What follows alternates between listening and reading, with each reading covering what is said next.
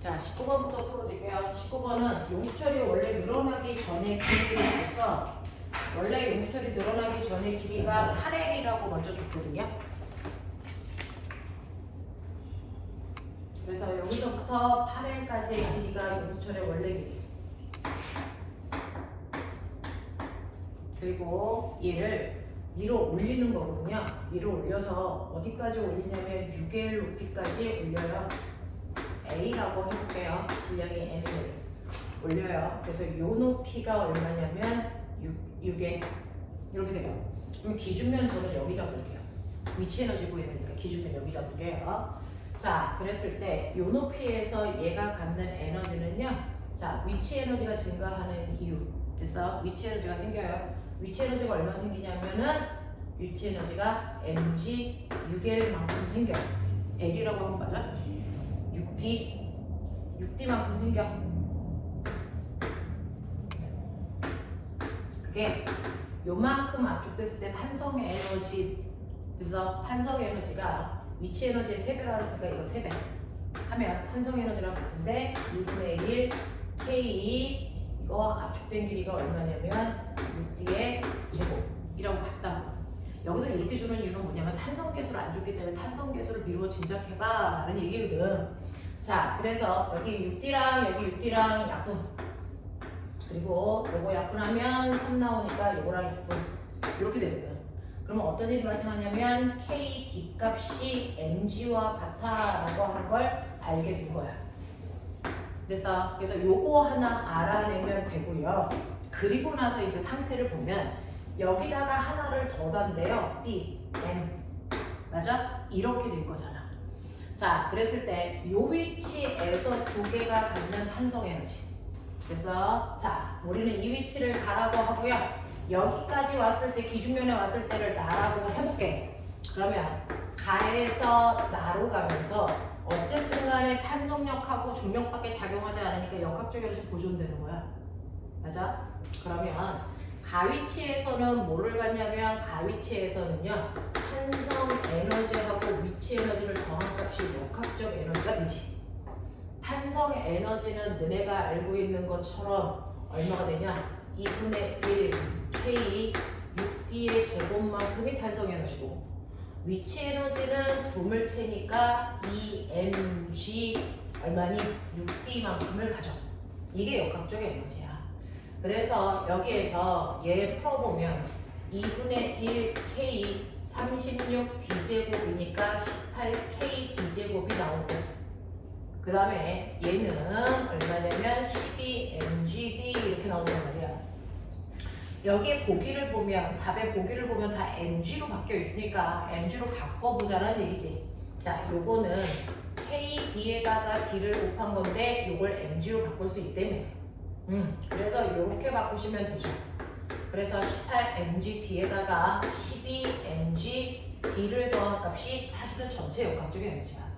그 전체 역학적 에너지가 바로 30mgd만큼이야. 이렇게 된 거야. 맞아. 자, 그래서 이 가위치에서의 역학적 에너지를 구했단 말이야. 그랬다가 얘가 기준면이 나로 와. 기준면이 나로 오면 용수철이 원래 길이로 늘어났기 때문에 탄성력이 없어. 탄성 에너지가 없단 말이야. 그리고 위치 에너지가 이만큼 줄었어. 그러면 이때 역학적 에너지는 다 뭐? 두물체의 운동 에너지로 바뀌어. 그러면 두물체의 운동 에너지니까 2분의 1 mv 제곱이라는 A 물체의 운동 에너지, B 물체의 운동 에너지 이렇게 된단 말이야. 그래서 이게 30mgd가 되니까 한 물체의 운동 에너지의 크기가 15mgd만큼이라고 생각할 수 있지. 그래서 이렇게 돼. 그래서 얘가 여기 왔을 때 요만큼의 운동 에너지를 A가 가질 거야. 그리고 나면 이제부터 용수철이 위쪽으로 더 늘어나게 되면 위쪽으로 탄성력을 갖게 되니까 A는 속도가 중력과 속도만큼 속도가 못 늘어나. 여기서는 중력과 속도만큼 늘어났는데. 그치? 네. 그래서 두 개가 여기까지 올 동안은 중력에 의해서만 떨어지니까 자유낙하한단 말이야. 그래서 둘 다 중력과 속도만큼씩 속도가 늘어나니까 어느 공간에 있어도 두 개가 물체가 붙어서 이렇게 내려오다가 여기서부터는 이제 A가 위쪽 방향으로 탄성력을 받을 거라서 가속도가 중력과 속도보다 작거든요. B는 용수철에 연결 안 됐으니까 그냥 중력가속도로 떨어질 거거든요. 그래서 그때부터 기준면에 온 그 순간부터 A와 B가 분리돼. 그래서 B는 자유낙하에 혼자 갈 거고 A는 조금 늦게 갈 거고 이렇게 된단 말이야. 그랬을 때 A가 여기서 D만큼 더 늘어난 9D를 지나는 순간 이런 거잖아. 됐어? 네. 이 지점을 우리가 다라고 보자고. 이렇게 돼.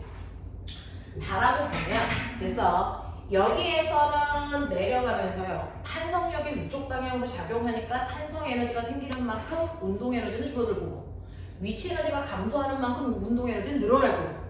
됐어? 네. 그래서 운동 에너지는요. 원래는 15mgd였는데 탄성력이 생기는 2분의 1 kd 제곱만큼은 운동 에너지 줄어들 거고 위치의 에너지가 mgh만큼 감소한 만큼은 운동 에너지 증가시킬 거고. 그래서 이때가 바로 새로운 운동 에너지가 될 거고. 되겠냐? 자, 그랬을 때 요 값도 바꿀 수 있죠. mg d로요. 되냐? 이렇게 해서 다 계산해 보면 돼. 그러면 어떤 일이 발생하니? 2분의 31 mgd가 얘의 운동 에너지의 크기일 거야 라가 나오지.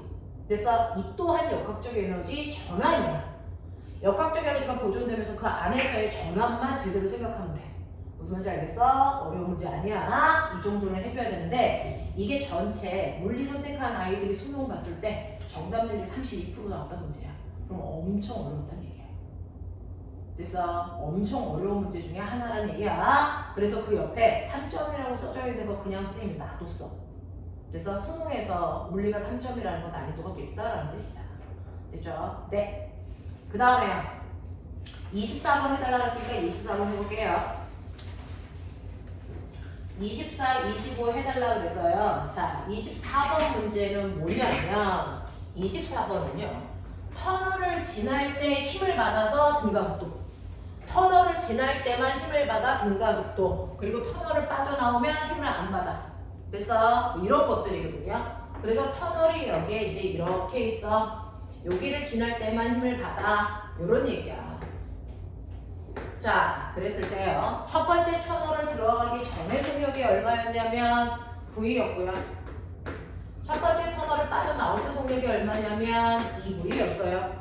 그래서 그러면 터널을 지나갈 때 얘가 뭐 받아? 그러면 터널 여기를 그냥 지나갈 때 그냥 2V로 가겠지.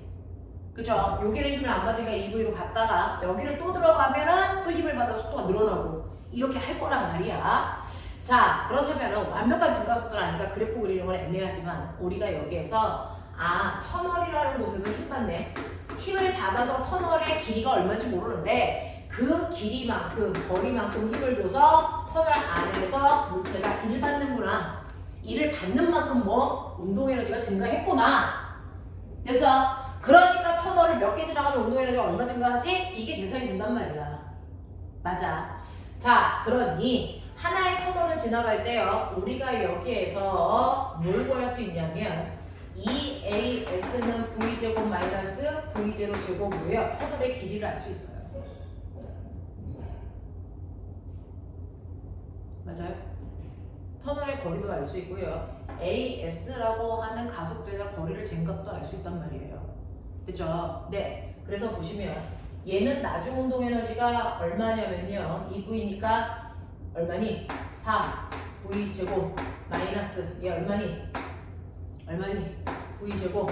그래서 속력 차이가 얼마니? 3V 제곱만큼이 난단 말이야. 그래서 이게 2AS야. 그러면 운동 에너지는 얼마가 차이 나니? 이물체의 질량을 M이라고 하면 2분의 1 M 얼마? 3V 제곱만큼의 운동 에너지의 변화가 생기잖아. 이게 바로 알자이머 해준 일이잖아. 맞아? 네. 자, 그래서 운동 에너지의 변화량이 터널 하나 지날 때마다 조만큼씩 바뀌어야 돼. 그죠? 네. 요만큼씩 바뀌어야 되는 거니까 여기에서 이 I가 얼마가 되는 순간? 얼마가 되는 순간을 배웠어? 4 어디 써있냐? 네, 4V가 되는 지점을 찾으세요 라고 해서 하나, 둘, 셋 하나, 둘 여기를 A, 여기가 B, 여기가 C, 여기가 D, 그 다음에 터널 하나 더 있고 여기가 E 이런 느낌이잖아. 어딘가가 4V겠지. 그 4V를 찾으라는 건데 그러면 이거를 여기가 V일 때 4V인 어떤 지점이 있어? 거기가 얼마인지 몰라. 4V인 어떤 지점이 있다고. 또 집어넣어봐. 또 집어넣으면 나중 운동 에너지는 얼마냐면 16V제곱 마이너스 처음이 V제곱 되겠어? 그러면 얘는 얼마가 나오는 거니? 15V제곱이야. 맞아. 그러면 터널 하나를 지나갈 때마다 얼마씩 늘어난다고요? 터널 하나를 지나갈 때마다 얼마씩 늘어요? 네, 3V제곱만큼씩 느는 거잖아요. 2분의 1, 3V제곱. 그래서 요만큼씩 늘어나는 거니까 여기에서 15V제곱만큼 늘어나야 되거든요. 그러면 몇 개를 지나가야 될까?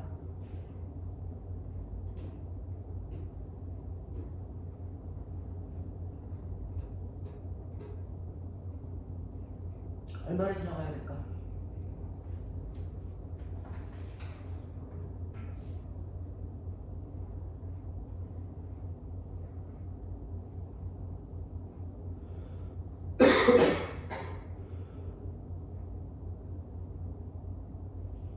터널 하나를 지나갈 때 얘가 AS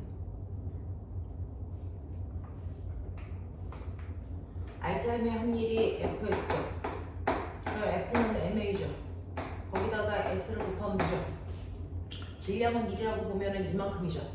그러면 터널을 하나를 지나갈 때 받은 일이 얼마야? 2분의 3V 제곱만큼의 일을 받는 건가요? 2분의 3M V 제곱만큼씩 일 받는 거죠. 3V 제곱만큼씩 일 받는 거죠. 맞아? 응? 양쪽에 M을 곱하면 이만큼씩 늘어나. 그러면 이만큼씩 늘어났을 때 15가 되려면 얼마의 곳을 찾으면 돼? 16V제곱 S를 몇 번 늘어나면 되겠니? S가 몇 배면 되겠니? 요거 S 하나 지나갈 때 요거야. 됐어? 그러면 얘도 요만큼 이제 늘어나면 돼. 되겠냐? 그럼 몇 개 지나가면 되겠냐? 몇 개?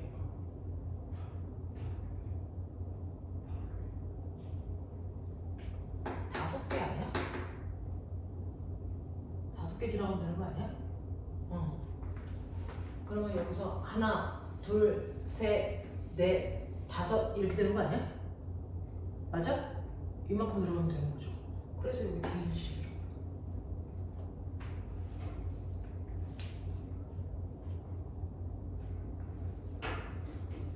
터널 하나를 지나갈 때 받은 일을 보고요.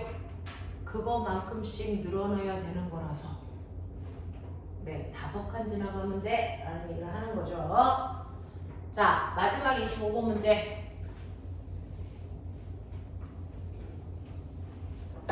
마지막 25번 문제는요. 이거는 이제 역대 가장 많이 나오는 유형 중에 하나인데 그림과 같이 동일 직선을 따라서 아래 방향으로 운동하는 물체 A, B가요. T는 0일 때가 20.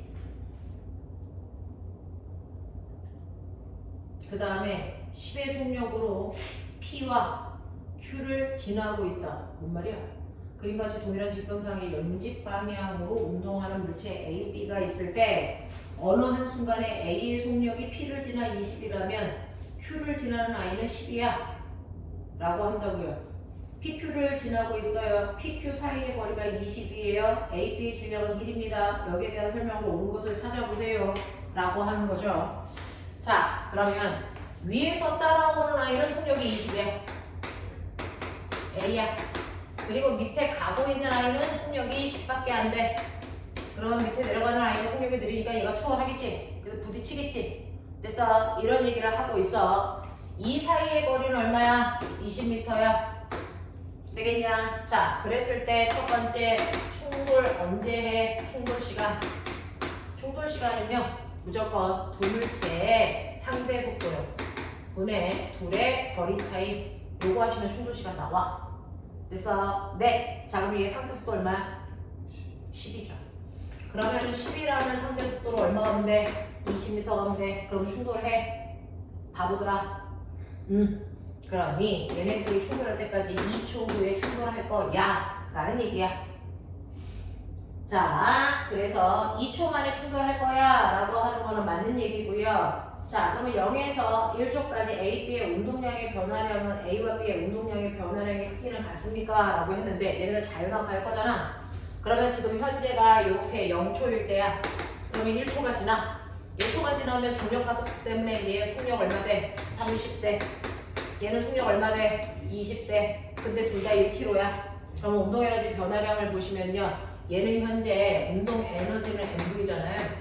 현재 운동량이 얼마냐면 20, 그 다음 30. 그래서 운동량의 변화량 얼마? 10. 됐어? 얘도요. 10이었다가 20. 운동량의 변화량 얼마야? 10. 똑같아. 알겠어? 이 얘기 하는 거야. 그 다음에 t가 0부터 A와 B의 충돌하는 순간까지 A의 중력 포텐셜 에너지의 감소량은 600입니까? 충돌하는 순간까지 A의 중력 포텐셜 에너지의 감소량이 600입니까? 라고 했으니까 충돌할 때까지 몇 초 걸린다고? 2초. 자, 2초 걸리면요. 얘 2초의 속도는 얼마가 되냐면 40이 될 거예요. 됐어? 네. 위치 에너지 감소량을 물어봤으니까 20에서 40까지 내려오면서 간거리 구하시면 되겠죠? 됐어? 네. 빈가속도 운동이니까 20이었다가 40 됐고 2초 걸렸어. 이거 20이야. 여기 40이야. 그럼 내려간 거리가 얼마야? 60m야. 맞아? 이거 평균 속력 30이잖아.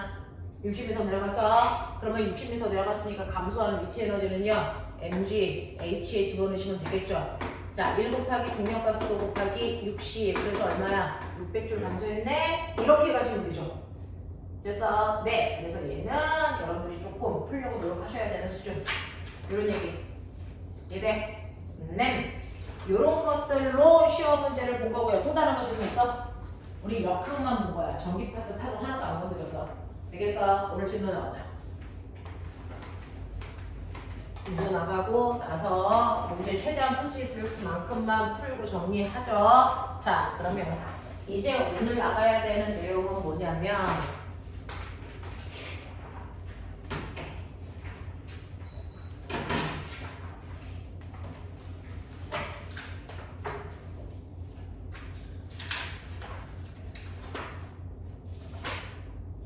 몇 페이지 숙제였어? 아, 숙제 우리 거의 다 하고 가지 않았나? 수업 시간에? 질문 받을 거 없죠? 다 했죠? 네. 네. 가르치는 걸 제가 우선 톡으로 내용을 전해드렸는데 네네. 그 전에 이제 이영재 수학 기능을 하셨어요. 네네. 다 하고 있어요. 저희 좀 네네. 이관을 해요. 네. 그래서 이제 오늘 문의가 왔는데 뭐 상관없는데. 그런 거 해주실 수 있어서 아, 그럼 제가 통화를 언제쯤 드리면 될까요? 약간 오늘 5시로 가능해요. 그럼 그렇게 제가 말씀해드릴게요. 그럼 5시에 전화드릴게요. 네네. 네.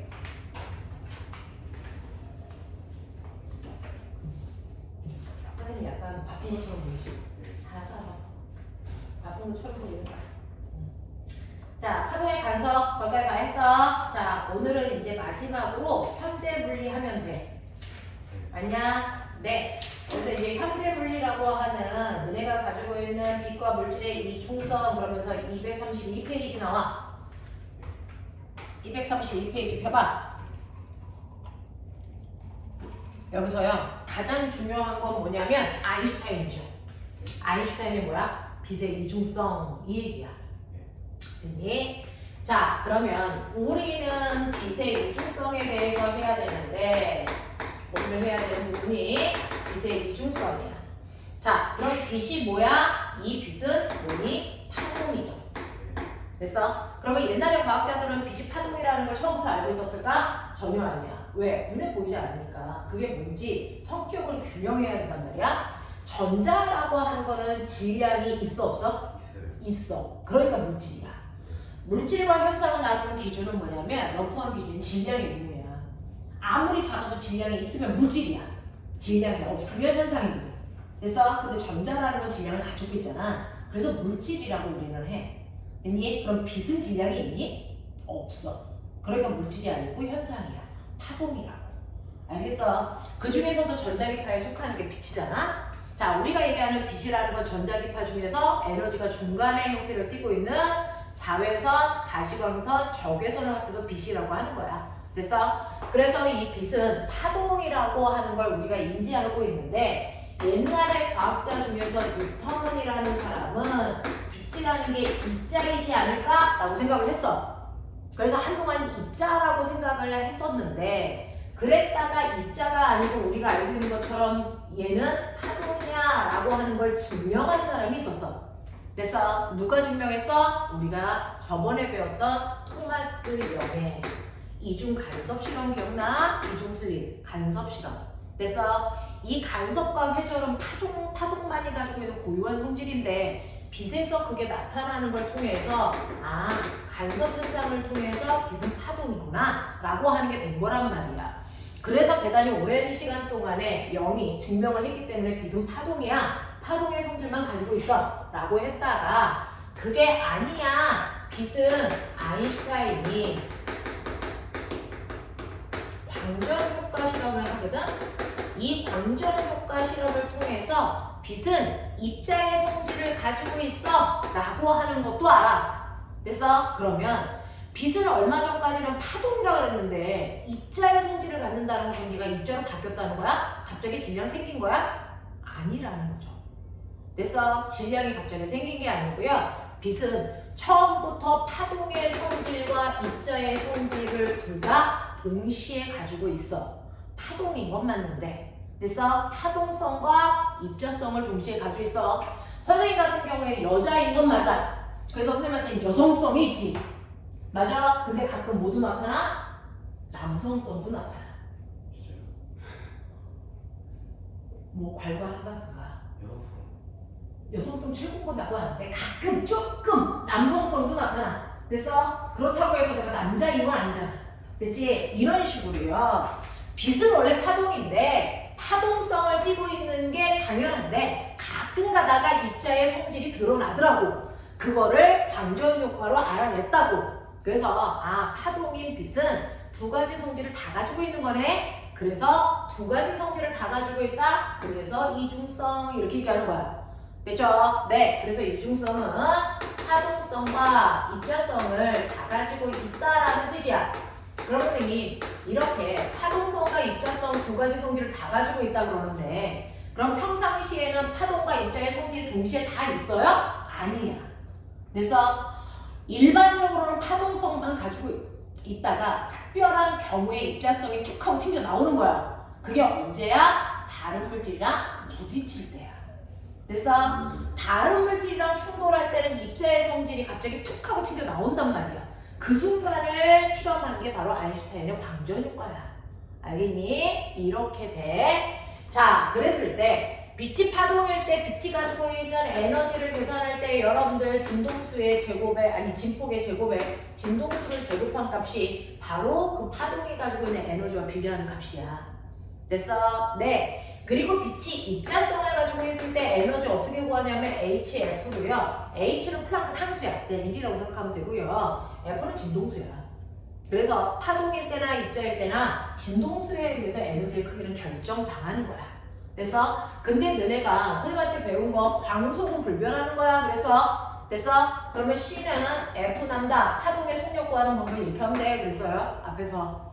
됐어? 진동수에다가 파장을 곱하면 파동의 속력이야. 그 중에서 빛의 속력을 광속이라는 수준의 속력을 가지고 있을 때는 진동수와 파장을 곱하면 되겠지.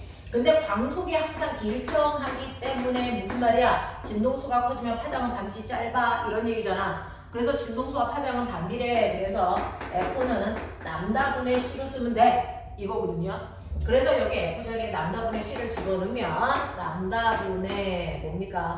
HC가 또 하나의 에너지를 구하는 식으로 우리가 쓴단 말이야. 여기까지 납득이 되겠어? 네. 이렇게 돼요. 자, 그래서 빛 같은 경우에는 퍼져나갈 때는 파동의 고유한 성질을 갖고요. 다른 물질이랑 충돌할 때 입자의 성질이 드러난다는 그 순간을 실험한 게 아인슈타인 광전효과란 말이야. 그러면 오늘은 이렇게 토마스 영의 이중슬릿을 이용한 파동성을 증명하는 건 앞에서 했으니까 우리는 이중성에 대한 것 중에서 입자성에 대한 걸 설명해보자 라는 얘기를 하고 싶은 거야. 됐어? 입자성에 대해서 설명해 볼게. 자, 그 중에서 너네가 알고 있는 것처럼 부딪힌데 뭐랑 부딪혀? 금속이랑 부딪히게 할 거야. 금속 덩어리가 있어. 이게 철이든 불이든 상관없겠죠? 이 금속들은 자유롭게 움직이는 자유전자를 엄청 많이 가지고 있어. 맞냐? 자, 이 자유전자들은요. 그럼 튕겨나가지 않아요? 안 튕겨나가요. 왜? 실제로 원자 속에는 속박 에너지라는 게 있는데요. 이렇게 원자 속에는 원자 핵이 있고 바깥쪽에 뭐가 있니? 전자가 있단 말이야. 그러면 전자를 원자 속에 있는 그래서 양성자가 잡아당기는 전기력에 의해서 당겨지는 힘을 받아. 그러니까 튕겨나갈 수 있어 없어? 없어.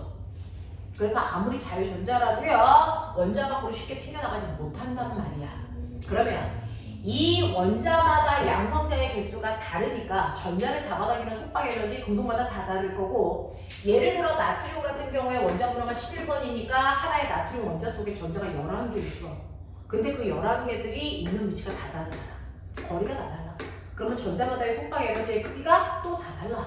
이렇게 된단 말이야. 그래서 이런 식으로 되어 있는 구조가 바로 원자의 구조예요. 자, 그러면 여기에서 하나의 전자를 뜯어내. 그래서 나트륨이라는 게 나트륨 양이온이 되지? 전자 하나 탈출하지? 이게 바로 이 전자가 그 빛을 흡수하고 튀어나오는 광전자가 되게끔 하겠다는 거야. 됐어? 그러면 실제로 여기 있는 전자를 튕겨나가게 하기 위해서는 어떠해야 돼? 라고 하면 원자핵이 전자를 잡아당기는 에너지가 있잖아. 예를 들어 10 속박의 에너지가. 그러면 얘가 튀어나가려면 최소한 뭐야? 10보다 더 큰 에너지를 갖게 돼야 이거 끊고 튕겨나가겠지? 맞냐? 자, 이렇게 해서 속박 에너지보다 더 큰 에너지를 흡수해서요 속박 에너지를 끊고 튕겨나가야 되는데, 끊고 튕겨나가기 위해서 필요한 최소한의 에너지를 우리가 일함수라고 아인슈타인이 이름 불러줬어.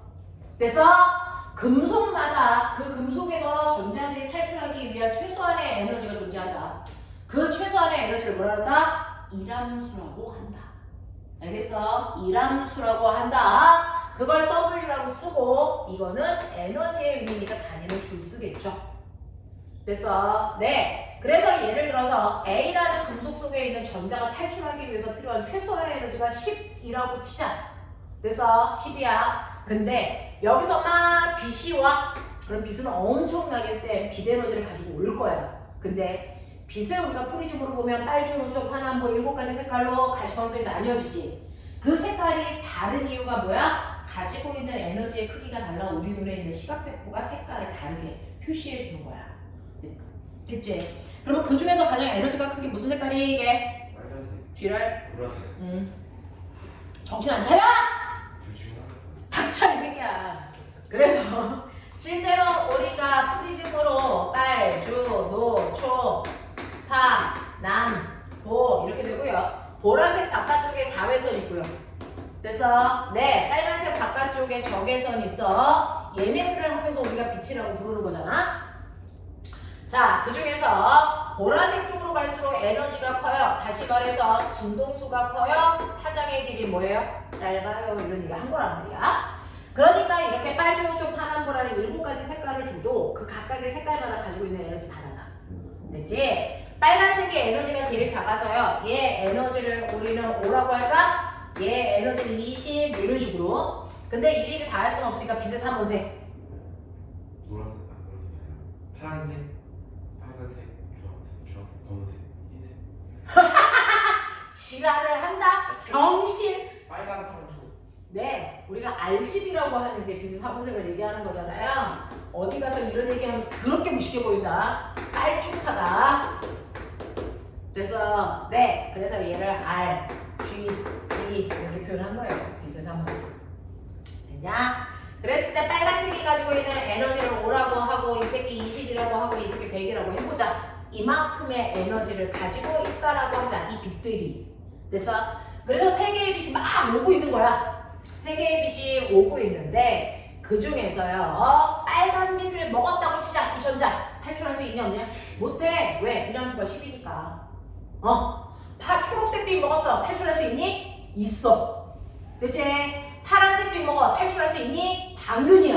알겠냐? 이런 식으로 어떤 어떤 빛을 주느냐에 따라서 전자는 무조건 탈출하는 게 아니고 최소한의 이람수보다 더 큰 에너지를 가지고 있는 빛을 먹어야만 탈출할 수 있어요. 그래서 이거고요. 그때 이렇게 빛이 와서 금속이랑 탕 하고 부딪히는 이 순간 빛이 뭐로 바뀐다고? 입자의 성질을 띈다고. 그래서 그럼 빛의 입자를 우리는 뭐라 그런다? 그렇지. 빛의 입자예요 뜻으로 우리는 광자 이렇게 얘기한단 말이야. 됐죠? 그러니까 광자마다 에너지가 다 달라. 빨간색 광자를 이원이라고 한다. 자, 이거를 5줄의 에너지 가지고 있어. 이렇게 표현해보자. 됐어? 네. 자, 그런가 하면 초록색 광자 하나가 가지고 있는 에너지는요 20이에요. 파란색 광자 하나가 가지고 있는 에너지는 100이에요. 이런 뜻이거든요. 됐죠? 네. 그럼 선생님 이런 식으로 빛이 왔을 때요 그 빛을 전자가 먹잖아요. 광자니까 입자로 다 바뀌어서 먹잖아요. 그럼 전자가 한 번에 옥 하고 먹을 수 있는 광자 개수 한 개, 1대1밖에 대응이 안 돼요.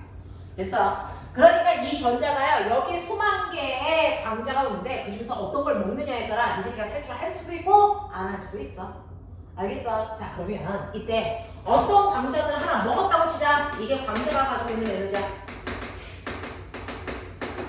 됐어? 자, 그 에너지를 먹으면 그 중에서 일부는 탈출하기 위한 이람수로서 예를 들어서 초록색 빛을 먹었다고 치자. 초록색 빛은 광자가 가지고 있는 에너지가 20이야. 같은? 근데 탈출할 때 필요한 에너지가 얼마야? 10이야. 됐어? 그러면 얼마 남어? 7. 에너지 부족 없지. 됐어? 10 남어. 그러면 이 나머지 10은 뭘까? 이 나머지 10은 탈출한 후에 전자가 갖는 전자의 운동 에너지가 된다. 우리는 운동 에너지를 EK라고 써. 알겠어? 네, 이게 바로 아인슈타인이 만든 광전 효과 방정식이야. 됐어? 광전 효과 방정식이야. 자, 그랬을 때요, 이 사람은요, 운동 에너지와 관련된 함수식으로 바꿔요. 그래서 우리 함수식 y는 ax 플러스 b의 꼬라지를 만들겠대. 닥쳐 이 새끼야. 그랬을 때 운동 에너지를 정리한다 그랬으니까 운동 에너지는 준비됐냐? 됐어? 네. 광자가 가지고 있는 에너지에서 이러면서 빼면 되겠지? 납득해? 근데 광자가 가지고 있는 에너지 어떻게 계산한다고? 이렇게 계산한다고. 맞지? 자, 그래서 요거를 HF로 바꿔. 됐냐? 네, 그래 놓고 이거를 함수로 그릴 거야 라고 해서 이렇게 이 새끼가 그려. 자, 이때 Y축이 운동 에너지, X축은 뭐냐면 진동수.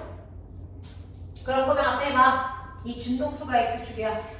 Y축이 운동 에너지야. 그러면 H가 뭐겠냐? 기울기죠. 플러스 거니까. 됐어? 그리고 이함수의 마이너스 값이 뭐니? Y절편.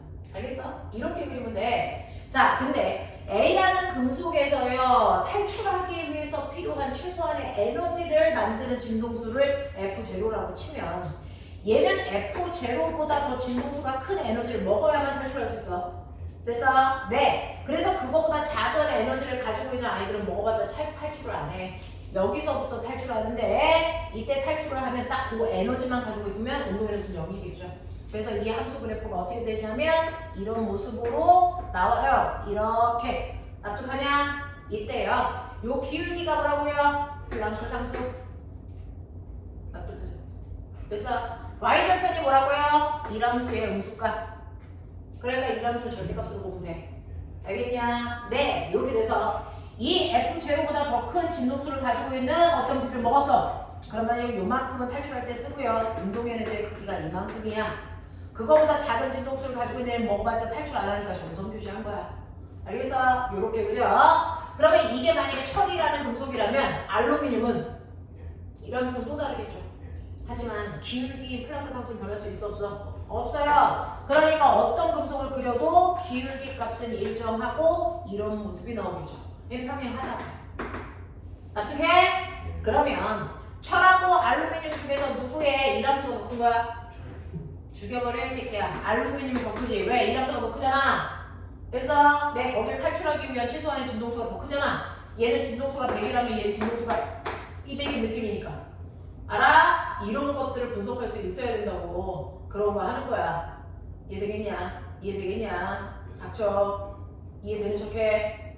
네, 이런 거죠. 자, 그러면 이런 식으로 해서 관전 효과를 대충은 알겠어. 이런 느낌이야. 근데 이게 왜 입자성을 설명하는 거야? 아는 척하지 마. 이게 왜 입자를 설명하는 걸까요? 쳤으니까.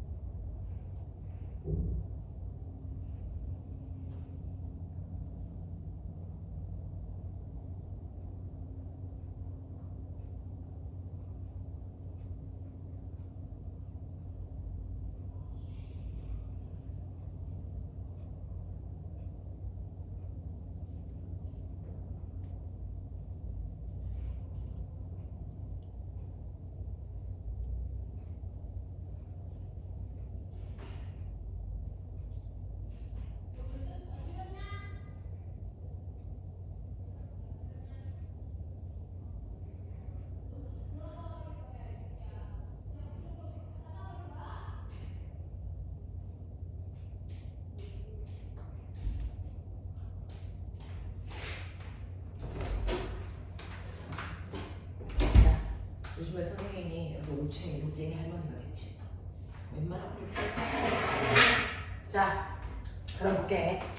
실제로요. 이걸 통해서 어떻게 아인슈타인은 빛이 파동이 아니고 입자라는 성질을 가지고 있다는 걸 얘기할 수 있었을까? 라고 하면 실제로 빛은요. 소리는 세 가지 요소가 있어서 소리의 3요소. 뭐 크기, 색이, 소리의 세기, 높낮이. 높낮이, 떨림. 맵시 새끼야, 맵시. 맵시. 하여. 그 떨림! 자, 소리는요. 소리의 세기, 높이, 그 다음에 파형이 있다면 빛도. 그래서 하나의 빛에도 두 가지 요소가 있어요. 자, 그러면 빛은요. 어떤 게 구성되어 있냐면 빛의 밝기라고 하는 것과 그래서 색깔이라는 걸로 되어 있어요. 가시광선을 기준으로 얘기하면. 맞죠? 밝기와 색으로 하나의 빛의 성질을 나눠서 설명할 수 있어. 됐니? 그러면 이러한 빛의 밝기나 색깔은 어차피 빛은 파동이잖아. 그럼 파동의 5요소 알지? 그 중에 누군가에게 결정당할 거야. 와! 화장. 잠깐만요. 전동수도 있어. 전동수도 있어. 와, 전동수라는 거는 내가 한국 강사하면서 처음 듣는 개새끼야. 자, 그러면 빛이 파동일 때는요. 빛이 파동이고 입자이고 둘 중에 하나 아닙니까? 그럼 빛이 파동의 성질을 띠고 있을 때 빛의 밝기는 뭐가 결정합니까? 라고 하면 내가 형광등을 막 켜면 빛이 밝아지잖아요. 자, 그건 바로 진폭에 의해서 결정합니다. 진폭이 커질수록 밝기가 훨씬 커지는 거고요. 그래서 형광등이 하나가 아니고 여러 개를 켜면 이 빛들이 서로 간섭해서 진폭이 커지는 현상이 나타나요. 그래서 밝아지는 겁니다. 알겠니? 네. 그런가 하면 색깔은요. 아까 얘기했죠? 빨초파. 말해. 빨초파. 그래서 이건 뭐가 결정하니? 진동수. 이건 진동수가 결정해요. 색깔은 진동수가 결정해요. 그래서 빨간색은 진동수가 5인빛이라면 얘는 진동수가 20인빛, 얘는 진동수가 100인빛 이런 느낌이야. 진동수가 결정해. 되겠어? 네. 그래서 내가 색깔을 바꿔 진동수를 바꾸는 거야. 알겠니? 이렇게 되는 건데요. 만약에 얘가 파동의 성질이 아니고 입자의 성질을 띈다면 이라고 해요.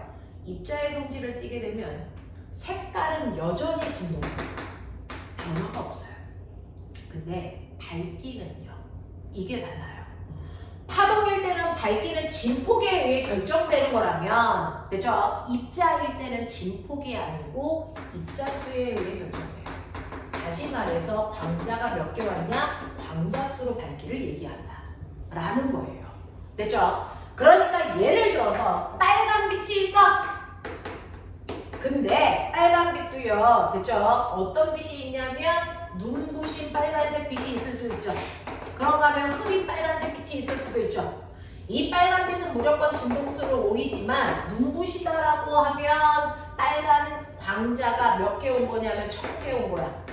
됐어? 그래서 빨간색인데 눈부셔 보여 라고 얘기를 한다면 흐린 빨간색 빛은 진동수 5 가지고 있는 애가 겨우 1개 와서 흐린 빨간색 빛으로 보이는 거야. 납득하지? 똑같아.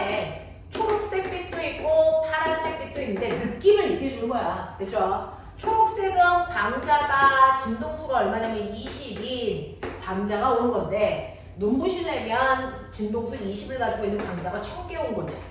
그래서 눈부신 초록색 빛이 되는 거고요. 흐린 초록색 빛은 광자가 1개 온 거야. 이런 느낌.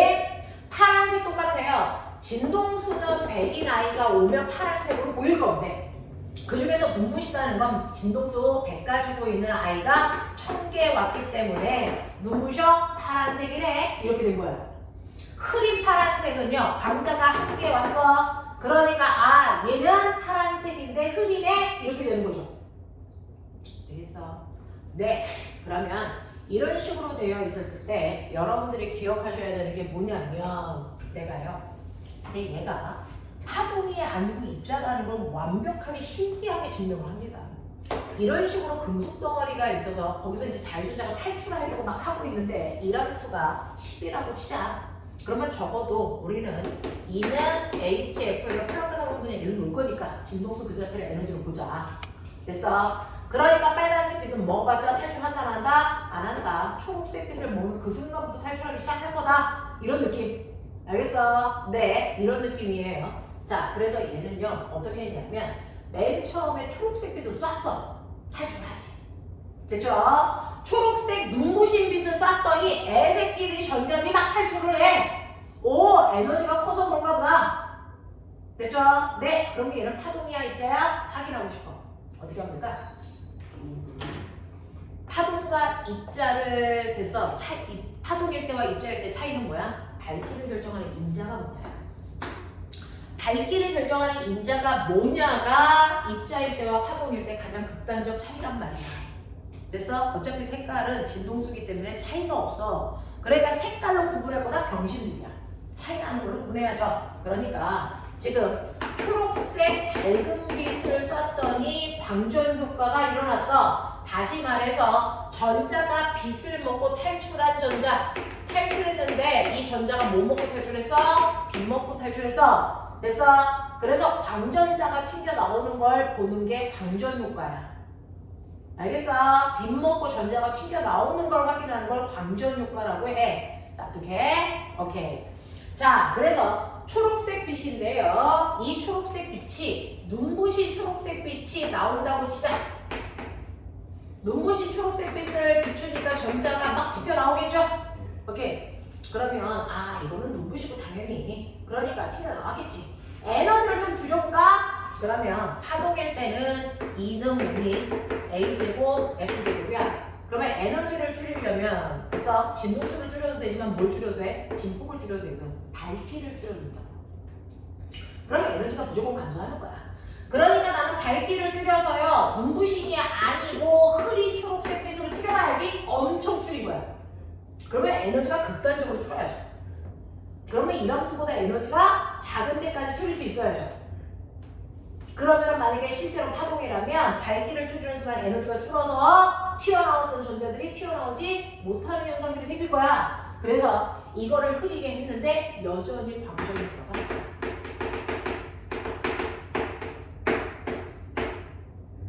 그럼 밝기를 줄여도 에너지가 감소하는 게 아니란 말이네. 그런 얘기야. 거꾸로 해볼게. 빨간색 빛이 있어. 빨간색 빛이요. 흐린 빨간색 빛을 비추니까 애색이 안 튀어나와. 광전 효과가 안 나오는 얘기지. 아, 에너지가 작아서 그런가 봐. 그러면 에너지를 크게 하면 되잖아. 네. 그래도 색깔을 가만 놔두고 진폭만 크게 하는 거야. 밝기를 그러니까 아주 눈부시게 한단 말이야. 그래서 눈부셔서 눈이 떠지지 않을 정도까지 밝게 해보자. 그래서 엄청나게 밝게 했는데 광전 효과가 나타나. 이겁니다. 그러면 진폭을 아무리 크게 해도 에너지가 커지지 않네? 이건 파동이 아니라는 얘기네. 이게 되는 거죠. 그 실험을 한 거야. 그럼 파동, 아니면 뭐야? 파동이 아니면 입자네? 그러면은 빛이 입자라는 걸로 바뀌어? 그러면 이 밝기는 뭔데? 입자수야. 그럼 입자수라는 거 어떻게 확인할 수 있어? 그걸 한 게 아인슈타인이야. 이 새끼 열나 머리도 더럽게 크고요. 머리도 좋아요. 아인슈타인 머리 더럽게 큰 거 알죠? 엄청 커요. 자, 그랬을 때 흐린 초록색 빛은 흐리니까 광자 한 개가 있다라고 치자. 됐죠? 그러면 광자 하나가 에너지를 가지고 오면 그 광자 하나를 전자가 몇 개가 먹니? 한 개가 먹어. 그러면 전자가 몇 개 튀어나오니? 한 개. 그러면 전자가 하나 튀어나온 거 어떻게 하니? 전류계를 연결해서 전류의 세기 재보면 돼. 알겠어? 그랬더니 전류의 세기가 한 개 튀어나오니까 1A라고 치자. 됐어? 쳐보자. 그래놓고 내가 초록색 빛을 막 갈게. 더럽게 갈게. 그러면 여기서 이제 초록색 광자가 한 개가 아니고 1000개 온다는 얘기잖아. 그러면 1000개의 광자가 오면 여기 있는 전자 몇 개가 먹을 수 있니? 1000개. 그럼 튀어나온 전자 수가 몇 개겠니? 1000개가 튀어나와. 됐어? 그래서 여기서는 1000개가 튀어나오니까 전류의 세기가 갑자기 얼마가 되니? 1000A가 된다. 됐어? 그래서 전자가 많이 튀어나오는 거구나. 그러면 전자를 많이 튀어나오게 하려면 각각의 전자가 에너지를 먹으면 되는데 그 각각의 전자가 먹는 에너지를 가지고 있는 입자를 나는 광자라고 할래. 이렇게 된 거야. 됐어? 또 여기 보면 흐린 빨간색 빛은 광자가 한 개 온 건데요. 이 광자 한 개를 먹어봤자 이람수보다 큰 에너지를 가지고 있지 않으니까 그거 먹은 세기가 안 튀어나오는 거야. 근데 1000개를 줘! 튀어나오면 좋겠지? 근데 전자 하나는 무조건 광자 하나밖에 못 먹는데 그 광자 하나가 가지고 있는 에너지는 변화가 없어. 여전히 못 튀어나와. 알겠어? 자, 그래서 이거를 실험하는데 실험 장치가 어떻게 생겼냐면 그게 바로 지금의 전봇대에 있는 그래서 그 조명이 되겠죠. 여기 이제 금속 덩어리가 있어요. 금속 덩어리가 있고 여기에 이렇게 회로도를 연결할 건데요. 이렇게 금속판 하나를 놓을 거예요. 그럼 너네 알아? 전선이 끊어지면 전류 흘러 안 흘러? 안 흘러요. 근데 얘는 흐른다고요. 여기에 이렇게 건전지를 연결해. 됐어. 건전지를 연결하고 뭐 할 거냐면 여기서 열나센 빛을 얘한테 줘. 파란색 눈부신 빛. 됐어? 그러면 여기 있는 전자가 광자를 뭐 하겠니? 먹겠지? 먹고 나면 뭐 하겠니? 튕겨나가겠지? 그러면 튕겨나갈 때 그냥 튕겨나가는 게 아니고요. 파란색 빛은 엄청나게 에너지를 많이 가지고 있으니까 100줄의 에너지를 가지고 있어. 근데 튕겨나갈 때 이람수가 얼마야? 이람수가 10줄이라고. 됐어? 그러면 무려 튀어나온 후에 운동에너지 얼마가 더 나와? 90이라는 엄청난 운동에너지를 가지고 전자가 튀어나올 거야. 됐어? 그래서 전자가 튀어나와서 얘가 아싸! 하고 이렇게 건너가. 그러면 딴 데로 또 가잖아요. 네. 딴 데로 가지 않게 건전지를 연결해서 여기를 플러스 여기를 마이너스를 거는 거죠. 그러면 전자가 튀어나오면서 어디로 끌려갑니까? 플러스 쪽으로 튀어가겠죠. 그래서 이쪽으로 튀어나오는 전자 수를 여기에 있는 전류계로 측정하는 이런 실험을 한 거야. 머리 얼마나 좋죠? 됐어? 그래서 전류계를 측정해서 몇 개 튕겨나오네? 이렇게요. 전자를 잘 받아놓을 수 있는 구조로 한단 말이야. 되겠니? 이런 구조로 하는 거야. 자, 근데 얘가 뭘 했냐면 성격은 안 좋아요. 아인슈타인이 성격 안 좋은 건 알죠? 얘를 이렇게 전자가 잘 튀어나오는 방향으로 건전지를 걸어주는 걸 뭐라 그러니? 순방향 전압. 그래서 순방향 전압을 걸었다. 그러면 이걸 뒤집어 역방향 전압이 되겠지. 됐어? 역방향 전압을 거는 순간 여기가 뭘로 바뀌냐면 마이너스로 바뀌고 여기가 뭘로 바뀌냐? 플러스로 바뀐단 말이야. 이쪽이 플러스로 바뀌어. 그럼 플러스로 바뀌면 여기 있는 전자는 빛을 먹으면 튕겨 나오겠지. 빛이 전자가 튕겨 나오는데 얘가 여기 플러스야. 그러면 못 가게 땡기지. 얘는 오지 못하게 밀지. 그럼 전자가 갈 수 있겠니 없겠니? 없는 순간이 생기겠지. 무슨 말인지 알아? 그걸 해보겠다는 거야. 그래서 얘가 그래프를 그린 거야. 네. 꼭 같아요. 네. 열심히 수업하고 있는데 끄고 지랄이야. 이씨. 아니 지금 못 찾게. 가서 공부 풀고 휴지도 가져. 우리는 오늘 안 바빠요.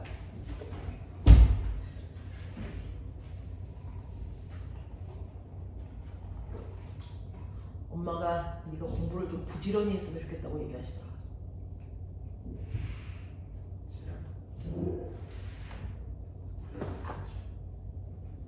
그래서 부지런히 공부하게 하고 싶으시면 어머니 특목 그냥 보내면 개고생해요. 그럴 때.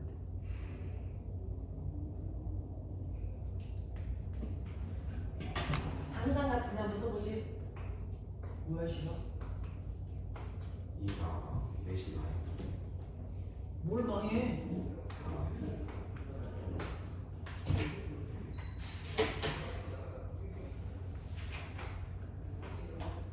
왜 자꾸 쳐 누우려고 지랄이야? 눈부시 가죠. 광전 누구야?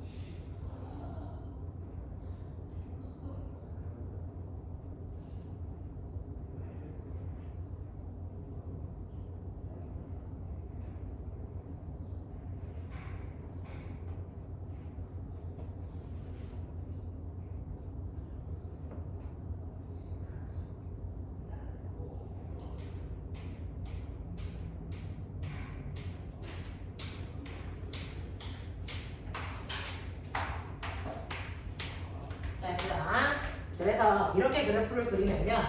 여기가 아까 BK 운동 에너지는요. 그래서 HF 마이너스 W 했던 거 기억하죠?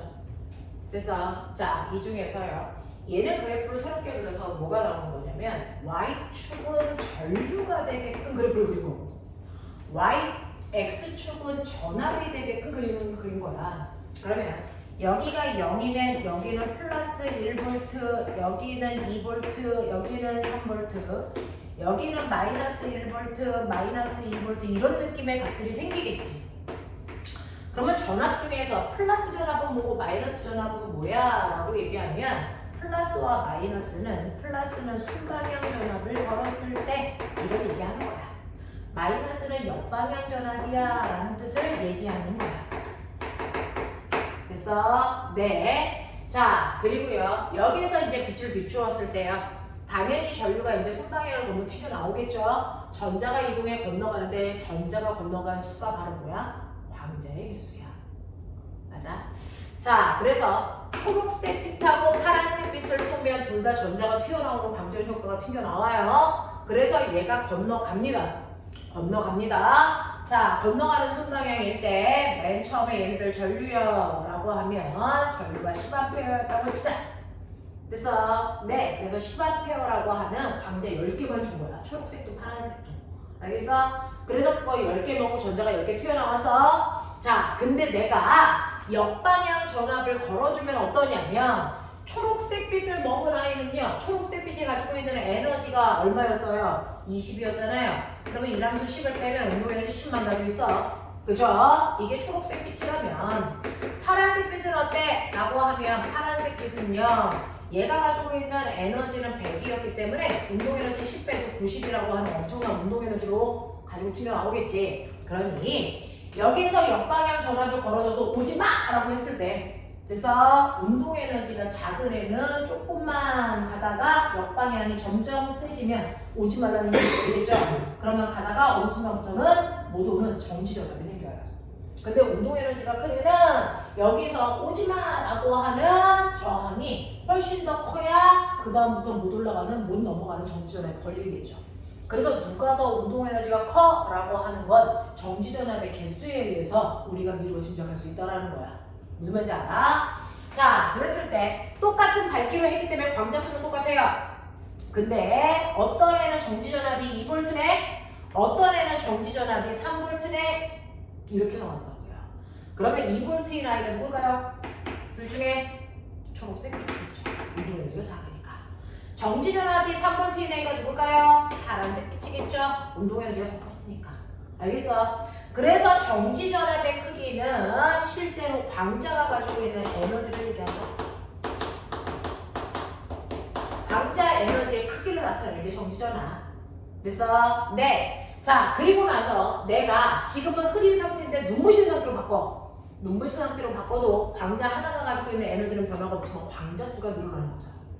그래서 그러니 그걸 먹고 탈출한 전자 수가 늘어나. 그러면 전자 수가 늘어나는 건 전류의 세기가 훨씬 증가해 라는 거예요. 맞죠? 전자가 많이 튀어나오니까 이 회로를 지나는 전자의 개수가 늘어나겠죠? 됐어? 그러니까 전류가 세지겠죠? 자, 그랬을 때요, 어떤 빛을 쏘니까 얘가 전류가 엄청나게 커가지고 50A가 됐다고 쳐? 근데 정지전압을 걸어주니까 이렇게 멈췄어. 그러면 이 아이는 초록색일까 파란색일까? 초록색이죠. 그래서 네, 광전자가 몇 개가 나와도 걔네들이 가지고 나오는 운동 에너지 똑같아요. 그렇기 때문에 정지전압의 크기는 달라지지 않아요. 됐죠? 네. 그런가 하면 파란색 빛은 이렇게 정지전압이 형성되겠죠. 그래서 정지전압의 크기가 똑같다면 같은 빛을 먹은 거다. 운동 에너지의 크기가 같다는 얘기니까 전류의 세기가 다르다면 빛의 뭐가 다른 거야? 빛의 밝기가 다른 거야 라고 하는 거. 그래서 요거 분석할 수 있으면 돼. 그래서 이 그래프랑 아까 선생님이 그려드렸던 이 그래프랑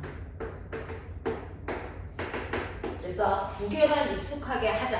요게 시험의 포인트다. 알겠습니까? 요렇게 됩니다 라고 하는 거죠.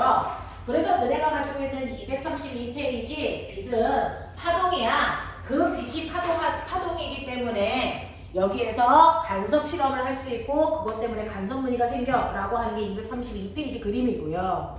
근데 빛은 입자성도 띠고 있어. 그 입자성을 띠고 있기 때문에 빛을 비추면 전자가 튕겨나와서 그래서 반대편으로 가면서 전류가 흐를 수 있어 라고 하는 그 실험은 233페이지에 나와 있는 거예요. 이해되겠죠? 그랬을 때 전압이 마이너스 전압인 게 무슨 말인지 알겠죠? 역전압 걸었다는 얘기고 이때 전류가 튕겨나오지 않는 순간의 전압을 정지전압이라고 부르는 거야 라고 했습니다. 넘겨보세요. 234페이지 보시면 센 빛과 약한 빛을 쏘더라도 빛 하나가 가지고 있는 에너지는 변하지 않지만 빛의 개수가 달라지는 거야. 그래서 그거 먹고 튕겨나오는 전자수가 달라져 라고 하는 거 얘기하는 거고요. 235페이지 보시면 네, 실제로 전자가 튀어나오려면 밑에 있는 그림 보세요. 거기에 W라고 되어 있는 이람수보다 에너지가 더 커야만 건너올 수 있어. 이람수보다 에너지가 작으면 전자는 못 튀어나와 라고 하는 걸 그림으로 표현해 드린 겁니다. 됐죠? 넘어갈게요. 넘어오시면 236페이지에 선생님이 그렸던 운동에너지 그래프 나와 있어요. 이때 어떤 금속이든지 기울기는 변할 수 없다. 이건 플랑크 상수니까. 대신에 거기에서 튕겨나오기 위한 최소한의 진동수를 우리가 문턱 진동수 또는 한계 진동수라고 하는데요. 금속마다 이 문턱 진동수만 달라지는 것 뿐이야 라고 얘기를 했습니다. 네, 이렇게 빛은 파동성도 띠고 있고 입자성도 띠고 있어. 이걸 빛의 이중성이라고 난 부를 거야. 납득하냐? 하겠냐? 오케이, 이렇게 된다고요. 넘어가. 그러면 이렇게 빛 먹고 전자가 튀어나오는 현상을 이용한 게 238페이지. 이게 바로 CCD 카드라고 하는 여러분들 색깔 만드는 디스플레이 화면이에요. 핸드폰에도 노트북에도 다양한 색깔이 만들어지잖아요.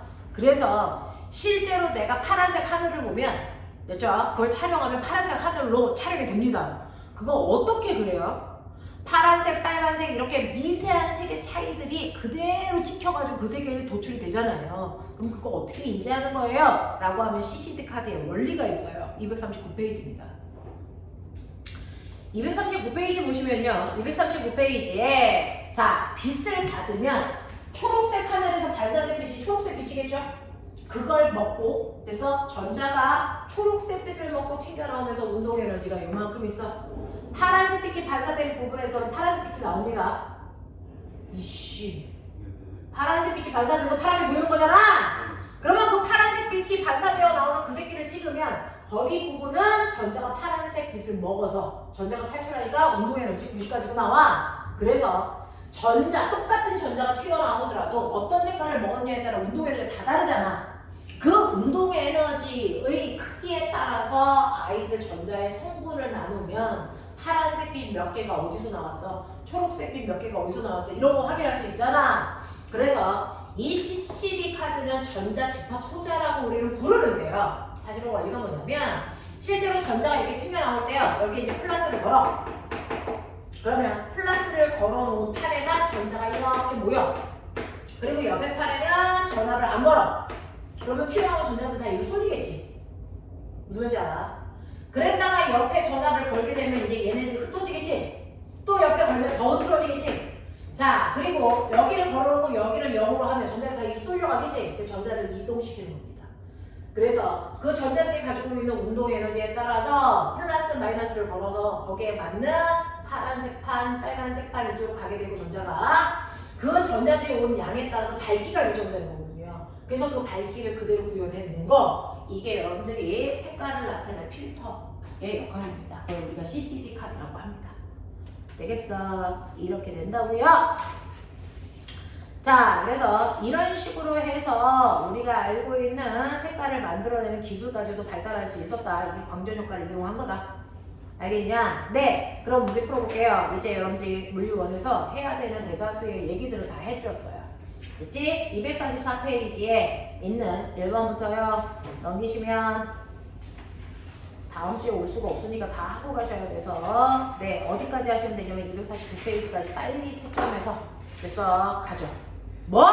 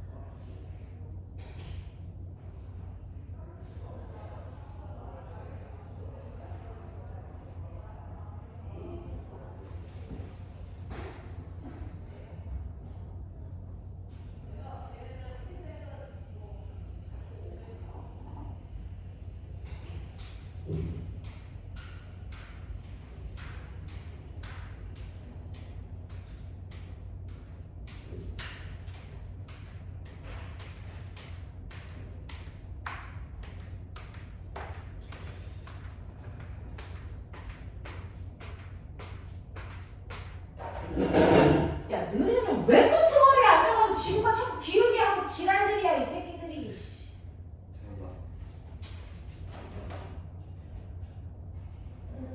이제 욕할 애들도 없어서 어떡하냐. 다음 주부터 못 사서. 아, 눈물. 잉? 생기겠죠. 싫어! 너니까 욕하는 거. 욕하지 않아. 나는 정말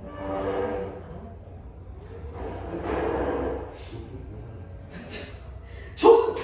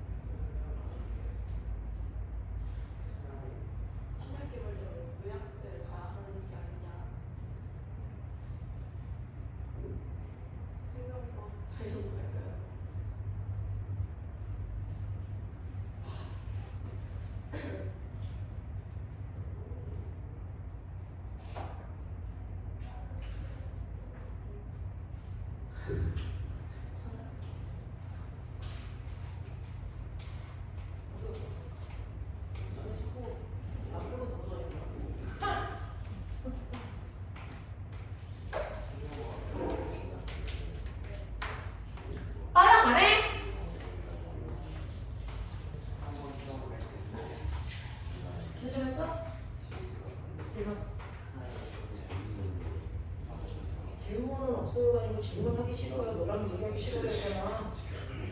이 새끼들이 요즘에 좀 개기심이 들어.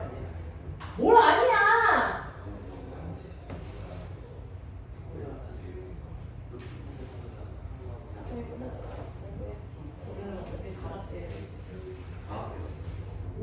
한 덩어리지. 끈으로 묶여 있어도 혼자 튀어나가 보이가 안 돼. 하성이 찌려봐. 그러면 빨리 하고. 찌려다 붙여놓을 거야. 지랄하고 앉아있다 있어.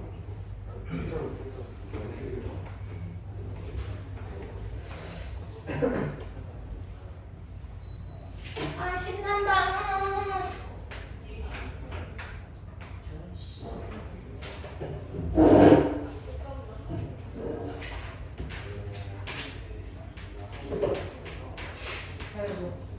가위바위보. 가위바위보. 병신 아니야 이거. 애가 순발력, 계산력 이런 게 떨어진다 약간. 너무 답답하잖아. 뭐 가위바위보를 3일 전에 얘기하고 하는 가위바위보도 있어? 준비를 좀 해야 돼. 지랄? 너무 갑자기 하니까. 나 저번에 갑자기 가위바위보 했는데 뭐가 이기고 뭐가 지는지 모르겠어. 그래서 그래 지금. 넌 졌어. 아니 안 됐어. 뭐가 안 줘? 가위바위보 고정이랑 가위바위보 이기는 거야. 지금 했잖아. 문제 있어요. 지금. 맞기만 해. 아니 이거 너 무슨 미친 듯이 막 때려.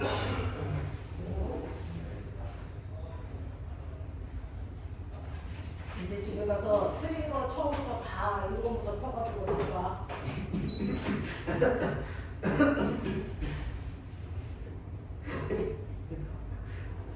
그렇게 하지 않니? 다음 주에 필요한 책이랑 강의 실험 문자로 그걸 다 정해줄게. 네. 언제까지 하죠? 그래서